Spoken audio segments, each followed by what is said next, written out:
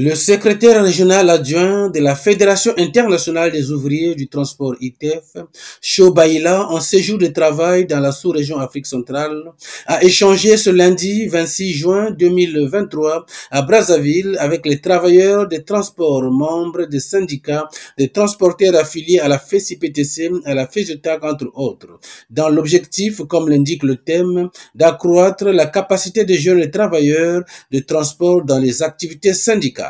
Nous avons visé trois objectifs à travers cette rencontre.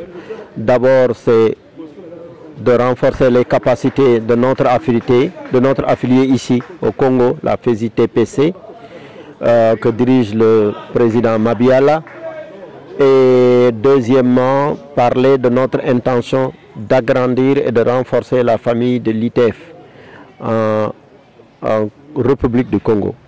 Et troisièmement aussi, c'est d'échanger avec les camarades qui ont répondu à notre invitation sur les différentes préoccupations qui assaillent le secteur du transport en République du Congo et de voir quelles sont les stratégies que nous devons mettre en place pour faire face à tous ces défis importants, complexes. Plusieurs questions ont été passées au peigne fin, notamment la sécurité routière, la sécurité sociale. Nous avons aussi, dans le secteur du transport routier, travaillé et entendu des préoccupations très fortes qui assaillent tous les conducteurs routiers, qui jouent un rôle extrêmement important dans la circulation des personnes et des biens.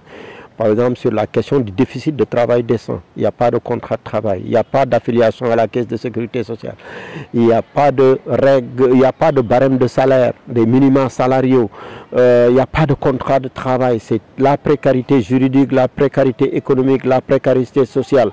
Nous avons aussi parlé de l'insécurité routière. L'ITEF, qui ne souhaite pas laisser la femme au bord de la route dans le secteur du transport, notamment dans la défense de ses intérêts, placerait cette dernière au cœur de ses préoccupations, à en croire la coordonnatrice régionale des femmes de l'ITEF Afrique, Asita Ouedraogo. Au niveau de l'ITF, nous voulons mettre les femmes au cœur d'une industrie, non seulement qui priorise, mais aussi qui valorise les questions des femmes. Aujourd'hui, nous avons vu qu'il y a de la matière dans le secteur des transports. Nous avons des femmes qui ont fait des études avancées et qui méritent d'occuper certaines positions dans les syndicats.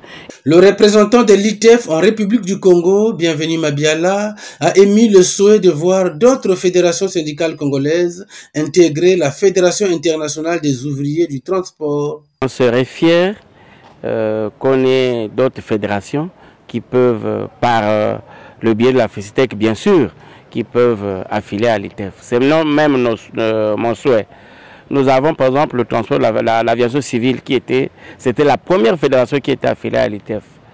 Et après le mouvement de la maladie de Covid qui a secoué le monde entier, il y a eu des problèmes au niveau de l'aviation civile. Moi je pense que l'arrivée de l'ITEF au Congo, venir visiter son affilié que la FECITEC, je pense qu'un travail sera fait avec l'aviation civile pour qu'il réadhère. L'ITEF célébrera le 27 juillet prochain ses 127 ans d'existence.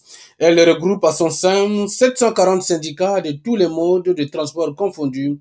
Présents dans 150 pays, la Fédération internationale des ouvriers du transport compte plus de 18 millions de membres. Son siège se trouve à Londres, en Angleterre.